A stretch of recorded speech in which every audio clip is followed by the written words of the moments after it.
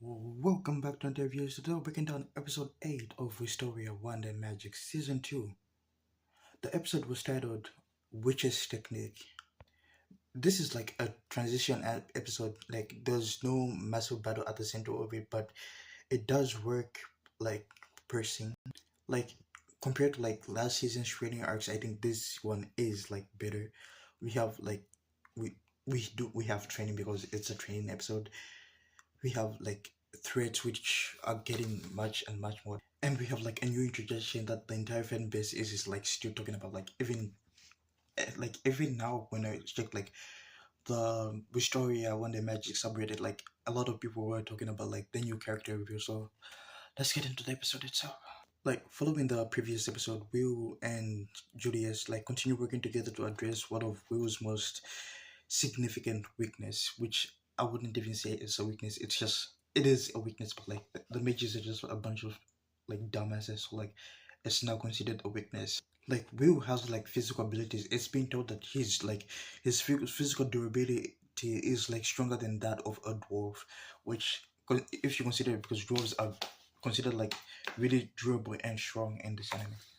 But like one thing he likes is like the magical output, like at least not in the traditional sense. With like the second broom approaching, Will begins like training to imbue his sword, like he's trying to like imbue, no, not imbue, but like have Whis constantly active, so like to the point where like he doesn't really need to like other people's magic to help him activate Whis itself.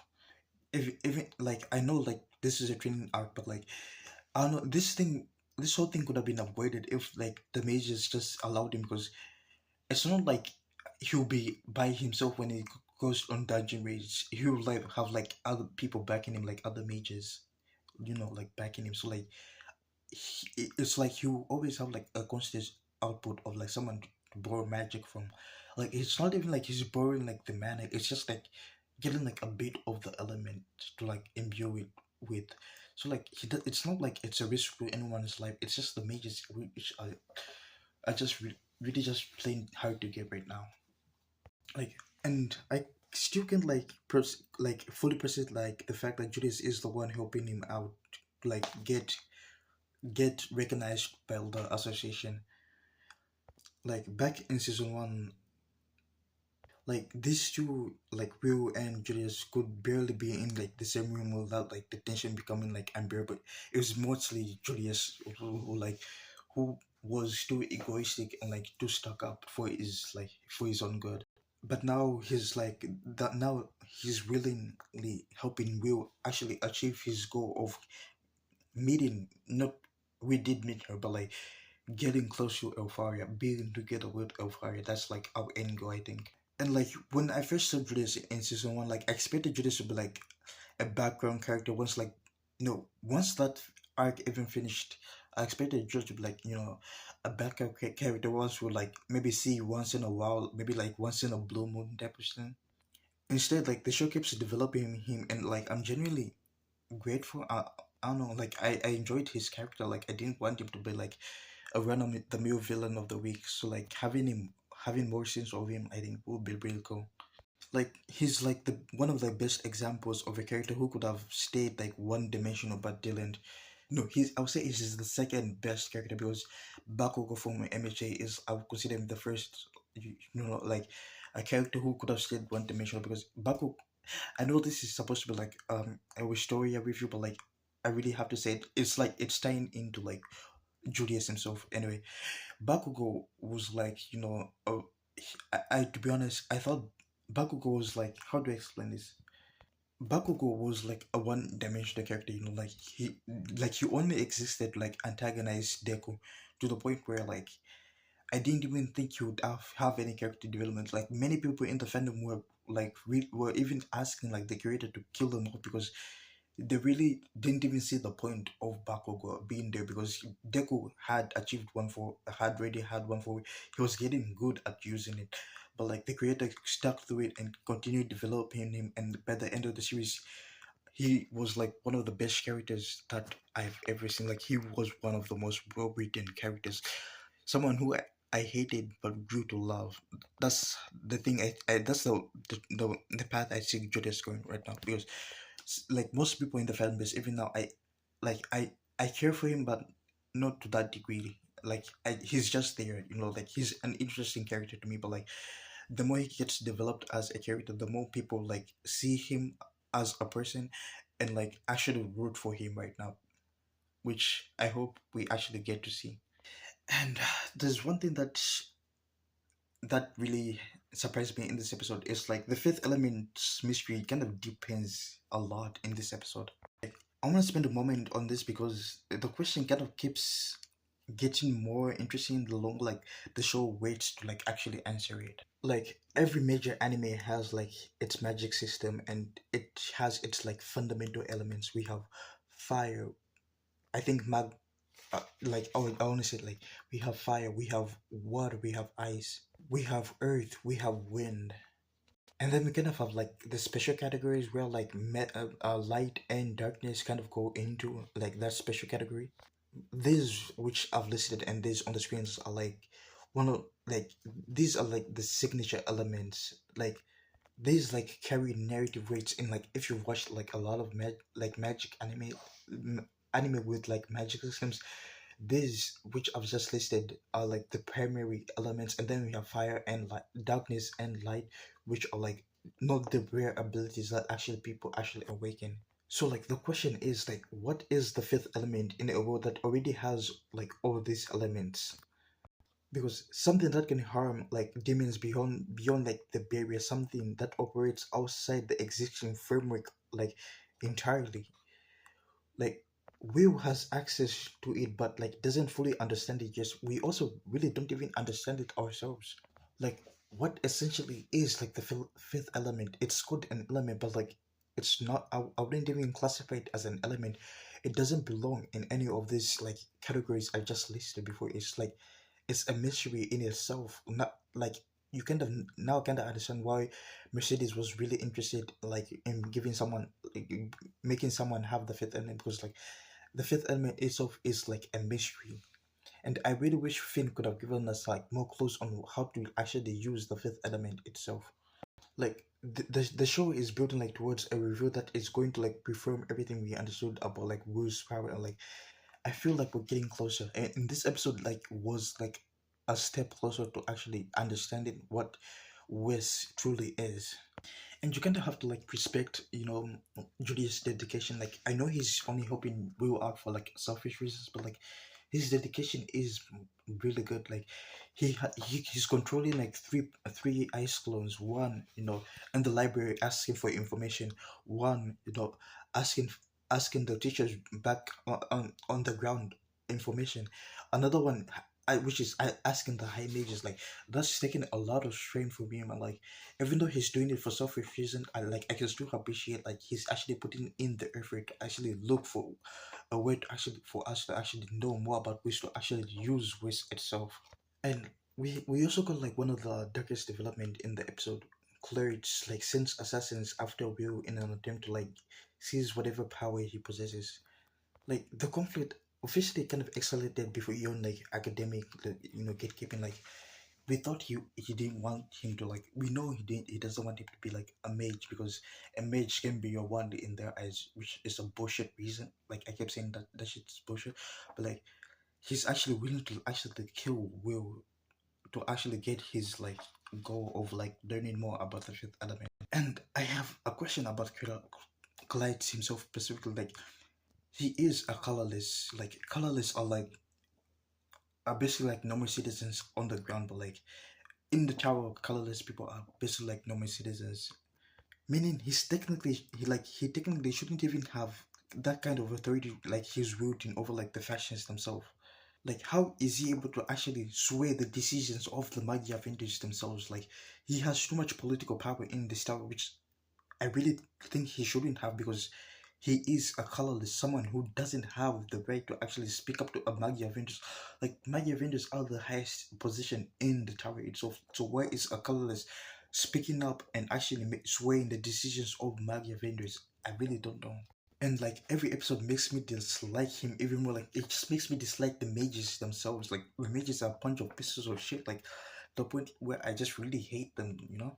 Like the discrimination, like the discriminatory mages in the story have always like frustrated me, but like Christ is sending, like is really sending assassins up like after we like I, I don't know, like what am I like I should have expected something like this. A bullshit mage would have done something like that. I shouldn't even be shocked that he did that. I should be shocked that he didn't even do it sooner. Just as like the pressure from like the assassins that Clyde the bitch sent to Will and was this and Julius. We kind of have this new character who kind of like appears and like saves our behinds from actually being like I wouldn't say they would have killed us because 9 times out of 10, I feel like we would have used Wiz and actually destroyed every one of them. I think he was about to use Wiz, but like the girl showed up. Like I'm still happy she showed up. So I'm just saying like these guys wouldn't have won. Will is like superiorly stronger than every one of these mages in the tower. I think the colorless. I don't know about the people in the factions, but the colorless, I would say they are currently weaker than Will when he uses Wiz. And like remember in the intro when I said like a character that the fan base was obsessed with, this is the character. Like immediately when she came out, like half of the fan base was already obsessed with her. Like I'm really obsessed with her. Like she has she looks really good. Her character design is really good. Like she's clearly operating at a level that puts her well above like most of like what we've seen in the tower. And like the biggest thing is that she seems to know something about Will, specifically about Wiz itself. Like that even like the highest mage and the academy teachers don't know. Like okay, I understand Judy's plan, but like I doubt like the academy teachers would know because this is like a 500-year plan. So but like I would expect like the high mages to know something because you know Mercedes was like a media vendor herself, so I thought she would like leave some information if someone who can wield at the fifth element shows up to like actually guide them. So like why didn't she leave why didn't she leave any information? Now that I'm thinking about why didn't she leave any information about Wiz? I I know if we'd ask Finn, he would like help us, but like Finn has been missing since like we entered the tower. I don't know where he is right now. Finn, we really need you right now. We need your like your guidance right now because I can't deal with these mages anymore. You know, I really can't. I just want to put them in their places. You know. And she kind of appeared like exactly at the right moment, which means she was like paying attention. She did say she was paying attention, but for us, like for a long time. Even last episode, at the end of the episode, we kind of see her like spying on us. So like she has been watching over us for like I don't damn you because she says she knows more about this. She knows well. That means she's been watching over us even before we came in the tower. I like you can bet me she's been watching over us even before we actually entered the tower itself. But like, I still don't want to trust her because what are her actual motive? Like, is she an ally, like a manipulator, or someone like more complicated? The episode introduces our lot answering any of these questions, which is like a creative decision because the mystery is what makes like her like really good right now. Because like, if you want to make a character more interesting, you have to like add mysteries to her. So like, I love how the show is doing that. Now it makes us want to know more about her, like do research on her, you know. And Julius kind of like continues being like the the somewhat highlight of the season, like the arrogance. Like he is still arrogant. It's still like part of who he is, but like the show keeps finding ways to like show you what's like underneath. Like every time he says something dismissive. I mean, towards Will, the episode makes it obvious that he's actually like privately rooting for him. Like the pride and respect like exist simultaneously at the same time, which I also find like, and we also got to see like his backstory and like I genuinely I wish it could have been better because he like the his backstory is basically him having a crush on a girl, but she as a child, but like she ended up marrying someone, so like he didn't want to be a nice guy. Like I'm like I really wanted like a deeper backstory. No, I didn't want like deep like mysteries like anything like like even a simple backstory would be good. Like like how his father is a high mage. Oh no, maybe his father wanted to be a magia vendor and he couldn't be. So like he was forcing his dream upon his son, which kind of started pushing Julius to the edge, and started dismissing everyone who doesn't use magic because he thinks that mages are his father has implanted that mages are superior and he should be a magia vendor because that's the highest level of a mage. So like that's his motivation of actually being a magia vendor. But like seeing his backstory, it doesn't even give us like what his motivation is. Like we know he got his heart broken by like a girl, but like does that really actually motivate you to become like the top of the food chain, be a Magivin? I doubt like that's like a valid reason to actually be like a Magivin though. Like we have Will who has been like his main driving force to be.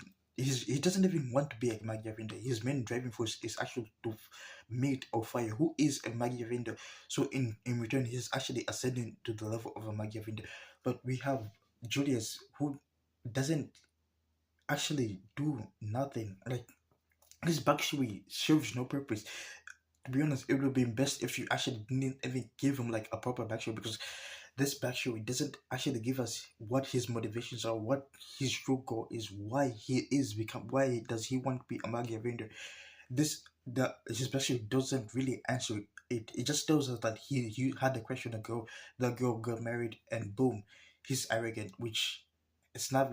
I mean, like maybe they'll add more to his backstory, but like it's not really like a good backstory to actually give us like to actually make us want to like root for a character because this I would say this is like a basic plot to a romance anime where like the girl he loved kind of broke up with, got married to like another person, and now he kind of finds like a new girl. Like I know he was like I'm just saying like the only reason like I find Julius interesting, so like the only reason I wouldn't dismiss it, that's the only reason I'm not dismissing, but people, if someone watches this backstory, they won't be compelled to like actually root for Julius because even like I'm not even compelled to like, actually root for him. Like the backstory just kind of like degraded him like a bit.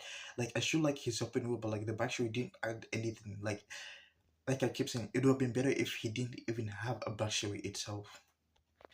Anyway, during like when we went to the witch's place, we actually got like more information of her. She was actually, I forgot one of the teachers' name. She is she is Clara.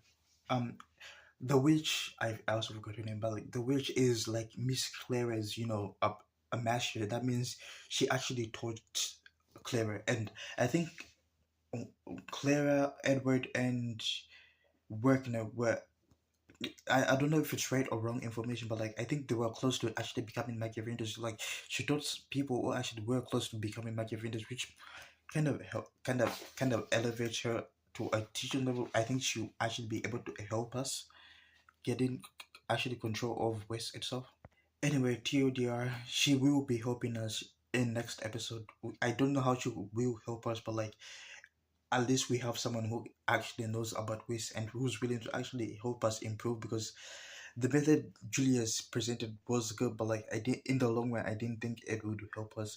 This, I think her method will actually help us in the long run. I should be able to use Wiz, I think automatically. Anyway, here's the question of the day before I end the video. The mysterious witch knows things about Wiz that even like the tower's highest mage don't know. Do you think she has like connections to Mercedes? Like I feel like she does have connections to Mercedes. Or is she operating with like knowledge from like a completely different source? Like does she actually have like a different source that she knows about Wiz? I don't know. Let me know in the comments. If you enjoyed the video, please leave a like and subscribe. I'm Hunter and I'll see you in the next one.